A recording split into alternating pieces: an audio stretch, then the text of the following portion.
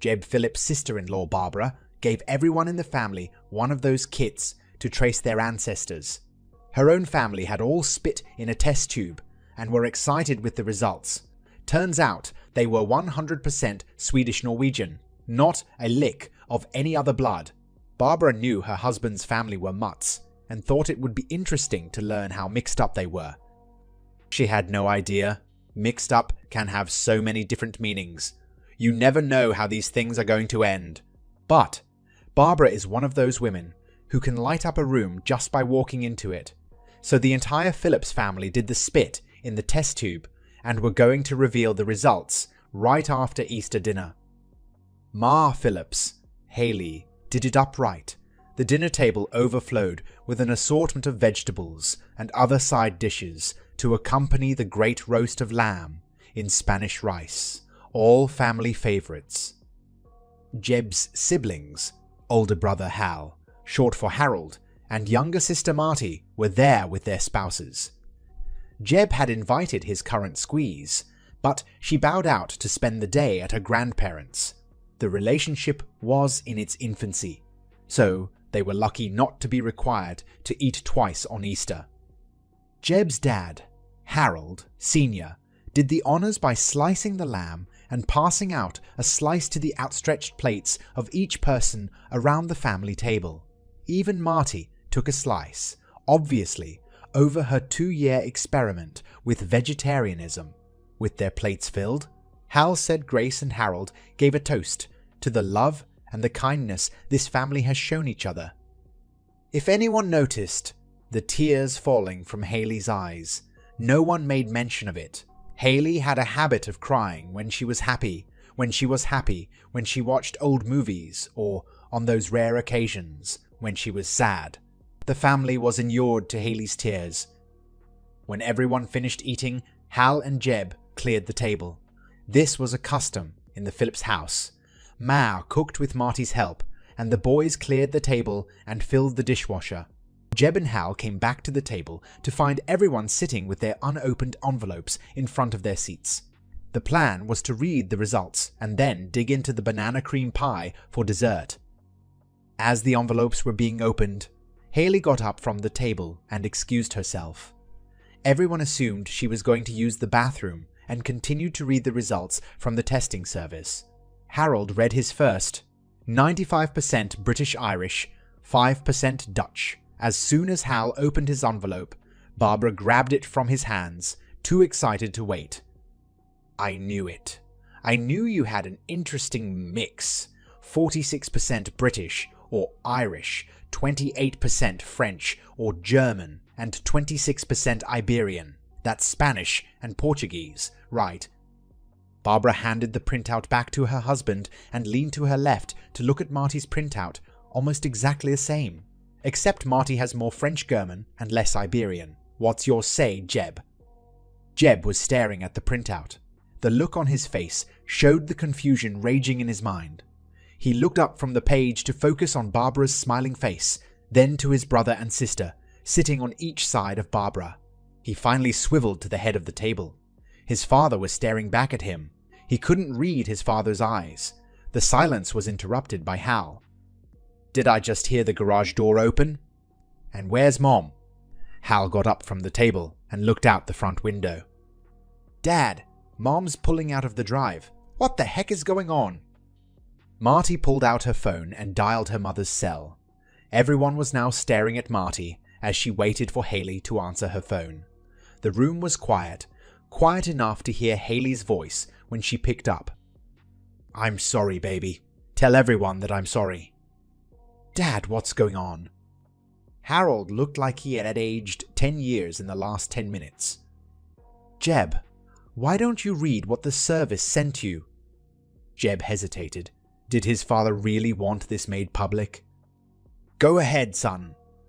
"It says I'm 50% Italian, 22% Iberian, and 28% French-German." Suddenly, Jeb remembered all the ribbing Ted Rizzo and he got in school because they looked similar. He looked at his father. "Dad, did you know?" The rest of the family sat in stunned silence, watching and waiting for Harold's answer. I started to suspect it when I saw you and Ted Rizzo standing close together on your junior high baseball team. It happened about the same time that Ted's mother and father split up. No one knew why they split, but it didn't take a genius to make an assumption that Ted's mother saw the same thing. I did. Harold addressed the others. I hate to be rude, but I think Jeb and I need to discuss this alone, outside on the porch.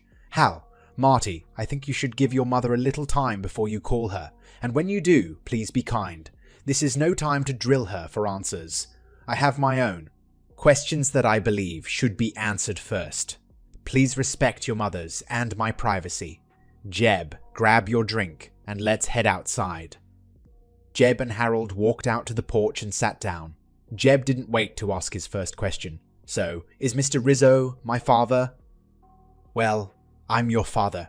Please don't insult the 22 years I spent raising you by denying me that title. Sorry, Dad. That came out wrong. Me too. What I meant to say is just because I didn't contribute to your DNA doesn't mean you're not my son, or that I don't love you just as much as I always have. But to answer your question, maybe Rizzo is your biological father. I don't know. We'll have to ask your mother when she's ready. Where do you think she went? Harold actually laughed. Where else? I suspect she's sitting on your Aunt April's sofa right now, bawling her eyes out in her sister's arms. Dad, you said you started to suspect over 12 years ago. Why didn't you ever confront Mom and ask her about it? A bunch of reasons. For one, I didn't want anything to come between you and me. By the time I began to suspect it, I was hopelessly in love with you as my son. I've always been proud of you and proud to be your father. I didn't want anything to change. Harold took a drink from his whiskey glass and continued, I hope you don't think any less of me as a man. But the second reason is, I love your mother so damn much that I didn't want that to change either. As far as I could tell, your mother was in love with me.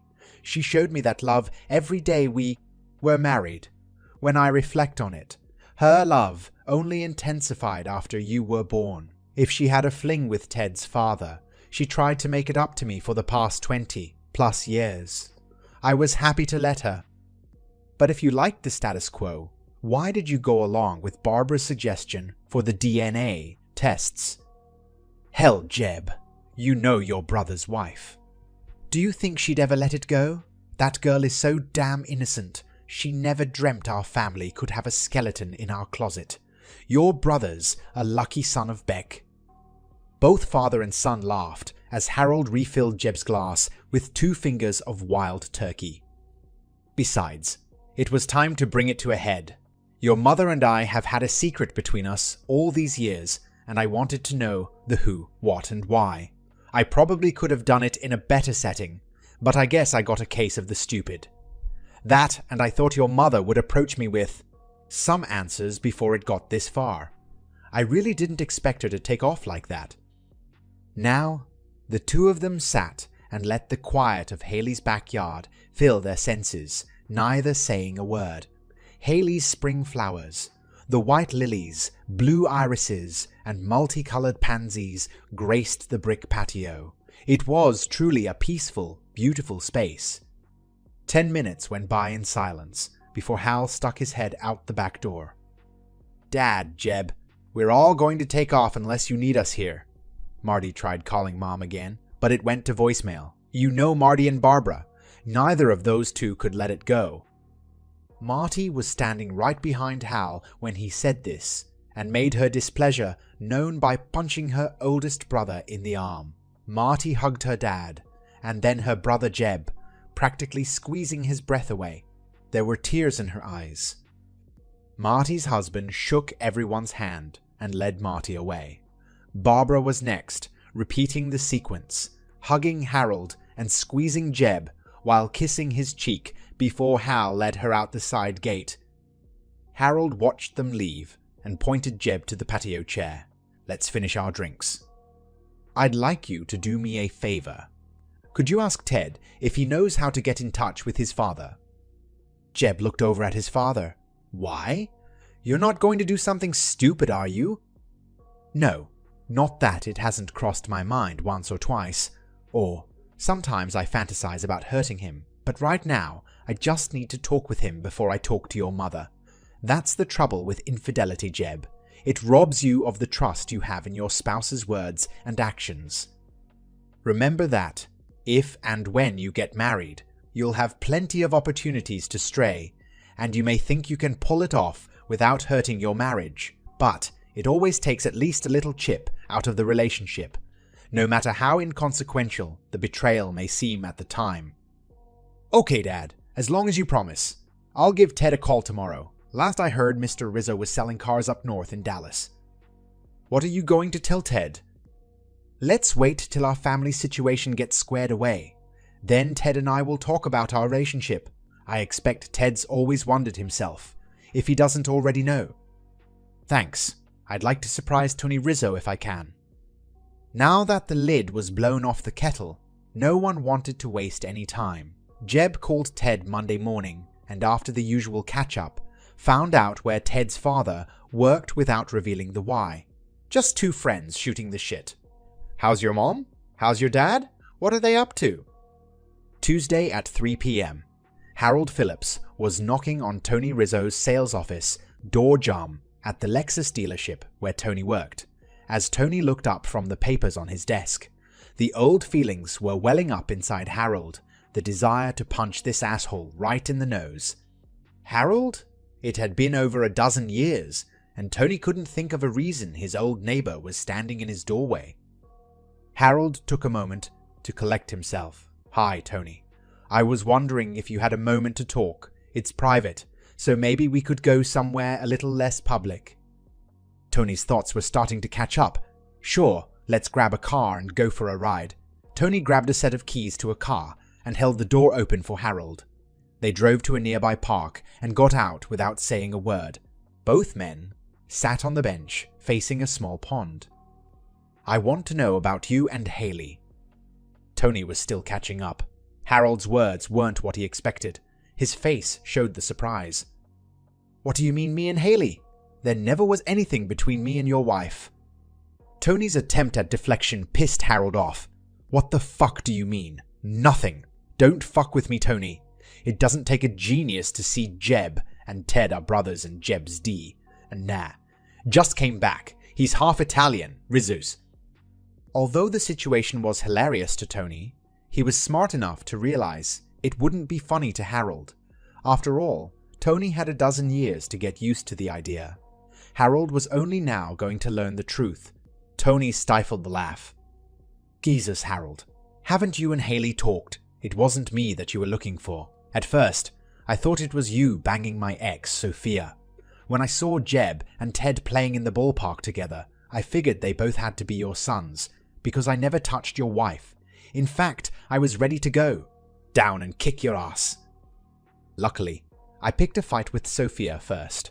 Told her I was going to make you pay. That's when Sophia told me the truth. Paul Mazzetti is Ted's father. Mazzetti is Ted's father. Mazzetti, that son of a bitch that lived on the corner before he moved west. Dad was stunned. You mean Mazzetti was banging Sophia and Haley? Sophia didn't say if she knew anything about Haley, although she suspected, I guess. What Sophia did say was Mazzetti was most likely Ted's father because they were having an affair when she got pregnant. Why didn't you tell me?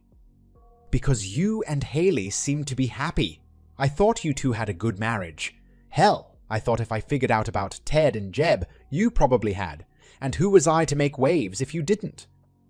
Harold had to think about this, but it did make sense. Harold, I'm sorry if you think I should have said something. After I found out I knew that Sophia and I were getting a divorce, I couldn't live with her betrayal, but I didn't want to be the cause of your divorce. Plus, let me confess to a more selfish reason.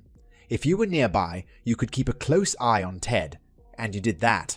Half the reason he turned out to be a fine young man is your influence on him.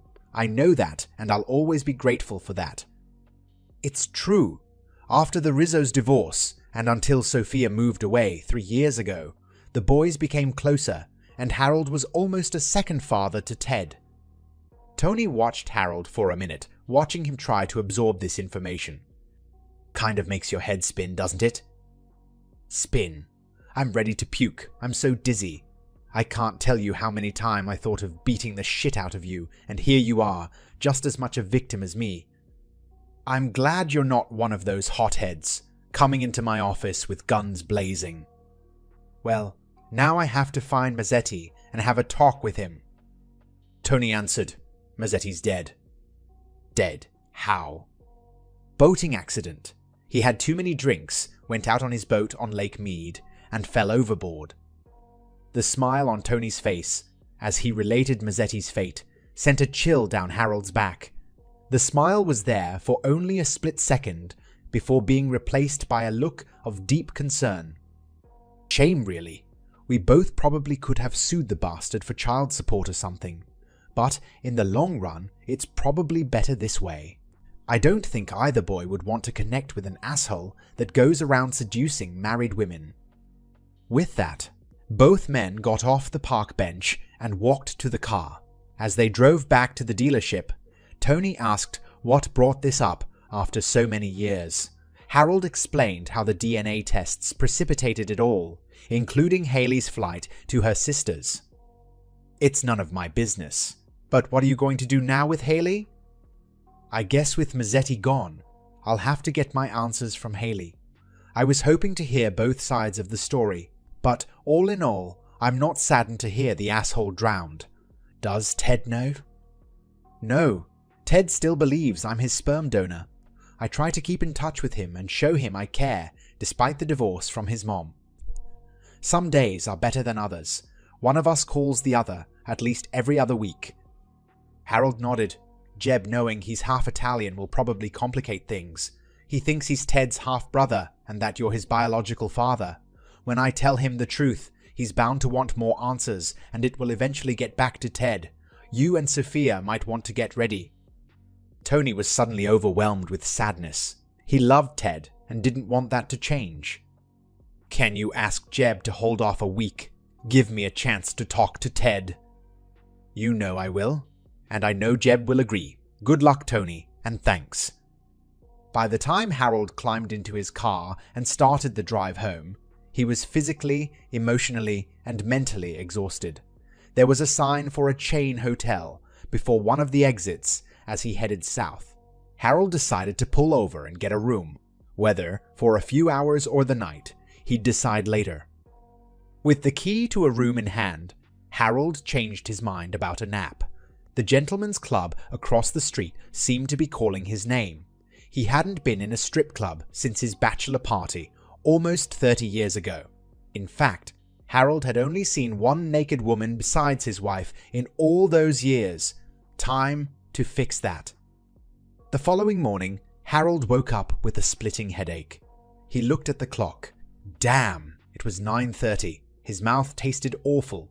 No wonder. The last time he brushed his teeth was yesterday morning. Harold put on his pants and a t-shirt and walked to the office. He grabbed a tin of aspirin, a toothbrush, toothpaste, deodorant, and a cup of coffee before heading back to his room. The shower helped, and within an hour, he was feeling more human. He dialed Haley's number and was pleased when she picked up. We need to talk. I'm at work right now. When do you want to meet? I can be at the house in an hour. Can you take the rest of the day off? Why, where are you? Harold's headache was coming back, and it was making him miserable. Never mind where I'm at. Just tell me if you can be at the house soon. Harold could hear Haley start to cry. I'll be there. I love. Harold had hung up. As Harold drove north on the freeway, he wondered why, after all these years, he's so angry. He'd known for years that Jeb wasn't his biological son. He always suspected Rizzo was the father. Was part of his anger the new knowledge that Haley was fucking that greaseball Mazzetti, and it was Mazzetti who sired Jeb. Damn, he always hated that asshole. Harold realized that no matter how far down you push the feelings of being cuckolded, those feelings are always there. I should have fucked that Asian stripper last night. He said it out loud in the car. But he knew better. He had grown up and was no longer the kind of man to break a promise. After breaking his vows all those years ago, he made a promise to himself never to make the same mistake again. Haley was already at the house when Harold pulled into the drive.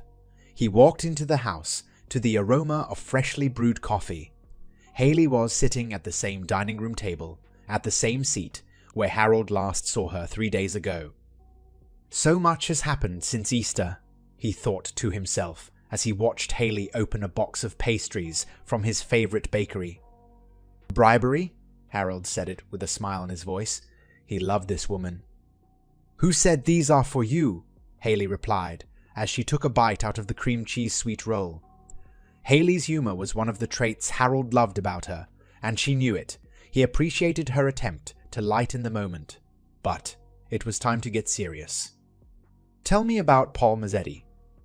Haley actually flinched when Harold said the name. She suddenly looked small and scared. Could this be the end of her marriage? How did Harold find out it was Paul? All these thoughts swirled in her head. With nothing else to help her clear her mind, Haley stood up and poured the coffee into the 2 cups sitting in front of her. She passed 1 coffee cup and the box of pastries to Harold. Harold sat there, waiting without taking a sip of coffee or a bite of the cinnamon roll. Haley finally started to speak. It happened twice. I'm sorry. I'd give anything to undo it. Then I ended up pregnant with Jeb. I swear, I thought Jeb was yours. Everyone said how much he looked like me and my brothers. It wasn't until he started to grow up that I saw Jeb and Ted together when they were in the same 5th grade class. I can still remember that horrid moment. It was during a field trip when both Sophia and I were chaperones. I looked at Sophia when the 2 boys were waiting together to get on the bus. I could see it in Sophia's eyes without her even saying a word. We both knew. We never spoke about it. Even after Tony left Sophia and filed for divorce. Even when Sophia put the house up for sale and left town. Harold was getting tired of the rambling. He wanted answers. Tell me how it started. Haley looked Harold right in his eyes. When I tell you, I want you to understand something. I'm not excusing my behavior or blaming anyone but myself. I also want you to know that Jeb has been your son in everything but in DNA since he started to grow in my belly. He's our son, yours and mine. I told Jeb the same thing Sunday evening. I'm glad he loves and needs you. It started with Paul 6 months after Hal was born. I was still fighting the extra pounds from the pregnancy and feeling fat and ugly. Harold interrupted Haley. Don't give me that. I was feeling fat and ugly bullshit.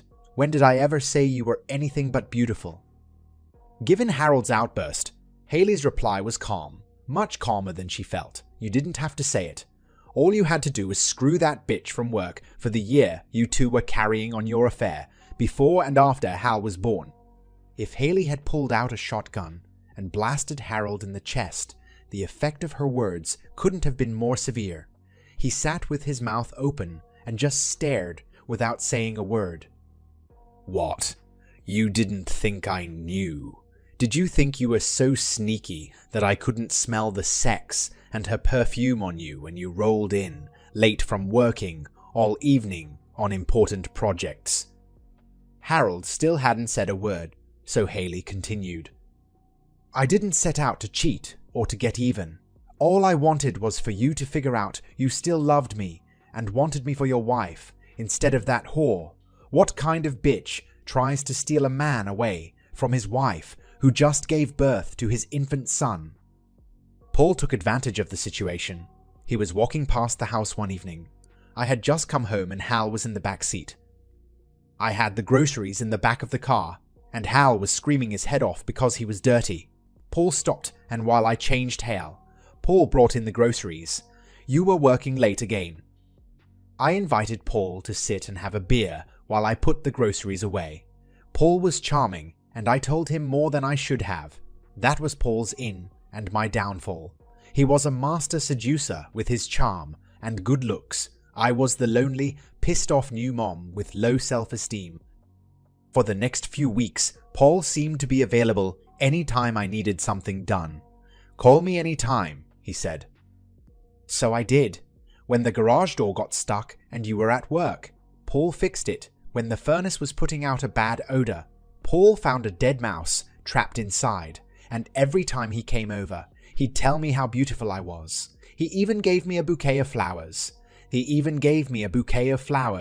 They sat right there on the dining room table for 4 days, and you never noticed them.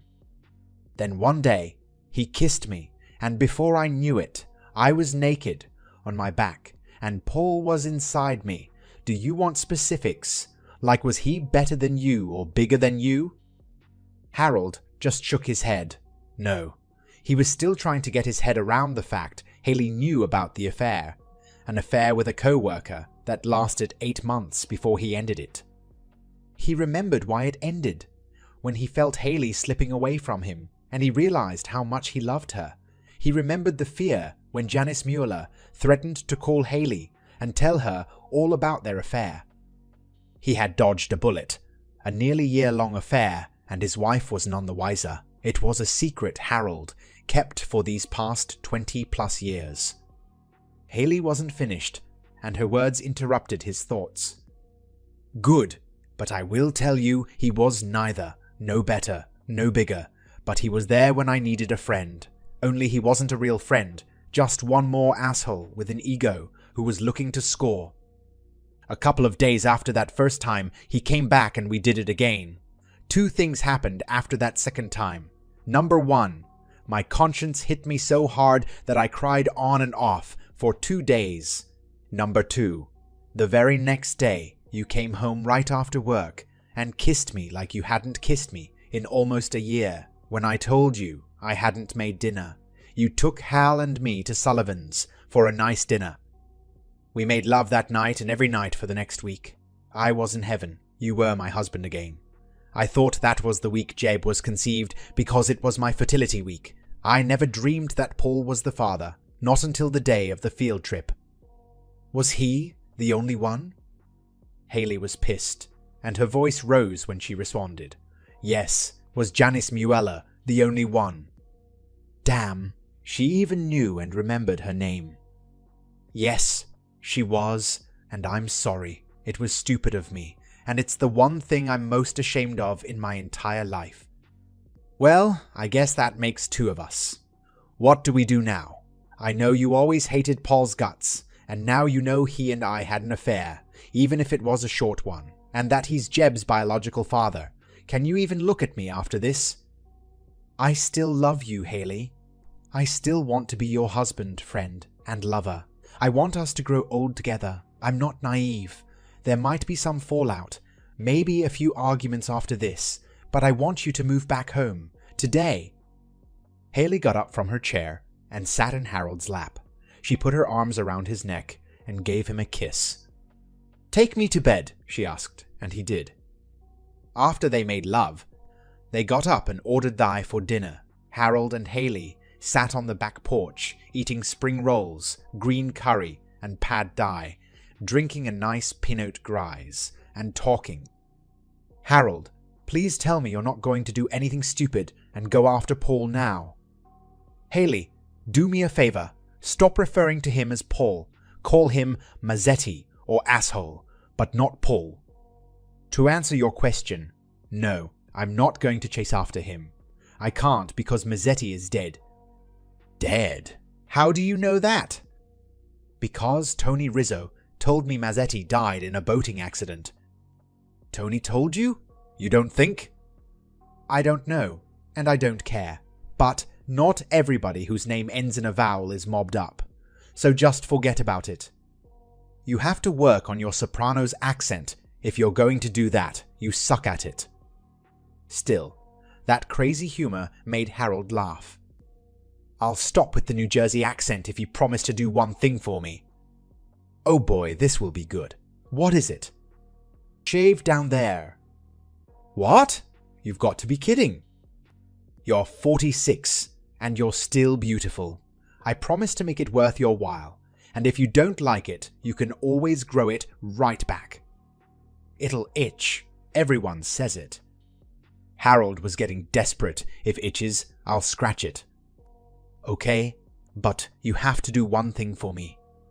Harold was now hopeful. "Anything, name it." "You have to stop shaving every day and keep a 5 o'clock shadow." "Really? That's it. It's a deal." Haley was surprised. They'd been married for 27 years, and she could count on her fingers the number of mornings Harold hadn't shaved.